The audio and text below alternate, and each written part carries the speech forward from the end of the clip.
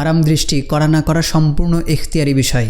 আর ইখতিয়ারি বিষয়ের এলাজ ও চিকিৎসা হলো হিম্মত ও কস্ত, সংকল্প ও সাহস। বদনজরের মূল ট্রিটমেন্ট হলো হিম্মত করা, যে আমি বদনজর করব না। আজাবের কথা ভাবা, আমার বাবা মা, বড় ভাই, বড় বোন বা কোনো বন্ধু বান্ধব যদি আমার সাথে থাকতো, তাহলে কি তাদের চোখের সামনে আমি এই পাপাচার করার দুঃসাহস করতে পারতাম?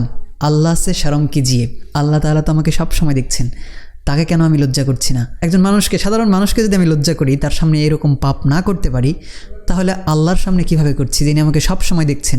কিয়ামতের দিন তিনি আমাকে জিজ্ঞেস করবেন, ইন্নাস সামআ ওয়াল বাসরা ওয়াল ফুআদা কুল্লু উলাইকা কানা আনহু মাসউলা। চোখ, কান, অন্তরকরণ সব কিছু সম্পর্কে কিয়ামতের দিন আল্লাহ তাআলা জিজ্ঞেস করবেন।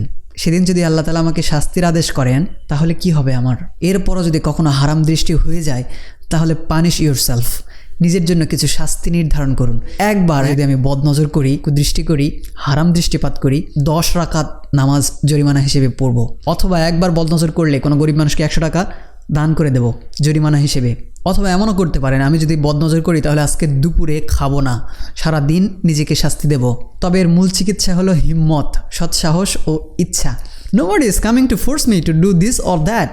কেউ এসে আমাকে তো ফোর্স করছে না, জোর করছে না যে তুমি তাকাও তার দিকে, তুমি দেখো তাকে। না, আমি স্বেচ্ছায় দেখছি, সুতরাং অপরাধ আমার। আমার যদি ইচ্ছা থাকে যে আমি নিজেকে প্রোটেক্ট করব, আমার চোখকে হেফাজত করব, তাহলেই হয়।